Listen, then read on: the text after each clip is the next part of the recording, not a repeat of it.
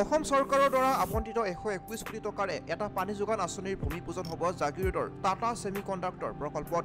আজি এই আঁচনিৰ ভূমিপূজন কৰিব কেন্দ্ৰীয় ৰেল, তথ্য আৰু সম্প্ৰচাৰ, ইলেক্ট্ৰনিক্স আৰু তথ্য প্ৰযুক্তি দপ্তৰৰ মন্ত্ৰী অশ্বিনী বৈষ্ণৱে। এই কথা সদৰি কৰিলে অসম চৰকাৰৰ মন্ত্ৰী পীযুষ হাজৰিকাই। কিছু সময়ৰ পিছতে বিশেষ ৰেলেৰে মন্ত্ৰীগৰাকী উপস্থিত হ'ব জাগিৰোডত। জাগিৰোড ৰেল ষ্টেচনৰ পৰা পোনে পোনে টাটা ছেমিকণ্ডাক্টৰ প্ৰকল্পলৈ আহিব কেন্দ্ৰীয় মন্ত্ৰীগৰাকী। ছেমিকণ্ডাক্টৰ প্ৰকল্পৰ লগতে অন্যান্য আনুষংগিক উন্নয়ন পৰিদৰ্শন কৰিব কেন্দ্ৰীয় মন্ত্ৰী অশ্বিনী বৈষ্ণৱে।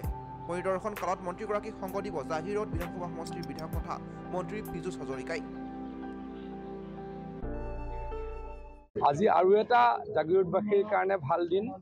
অলপ পাছতে ইয়াতে কেন্দ্ৰীয় ৰেল আৰু IT ডিপাৰ্টমেণ্টৰ মন্ত্ৰী সন্মানীয় অশ্বিনী বৈষ্ণৱ ডাঙৰীয়া আহি উপস্থিত হ'ব।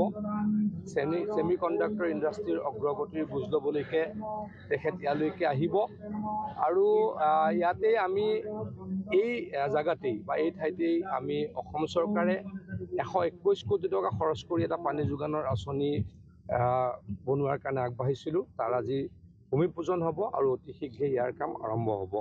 সেই ভূমিপূজনতো অংশগ্ৰহণ কৰিব সন্মানীয় বৈষ্ণৱ ডাঙৰীয়াই। গতিকে আকৌ এটা জাগিৰোডৰ কাৰণে ভাল দিন, ভাল খবৰ। জাগিৰোডবাসী অত্যন্ত সুখী। হিমন্ত বিশ্ব শৰ্মা ডাঙৰীয়াক পুনৰ মই ধন্যবাদ জ্ঞাপন কৰিছোঁ জাগিৰোডৰ কাৰণে ইমানখিনি কৰাৰ কাৰণে।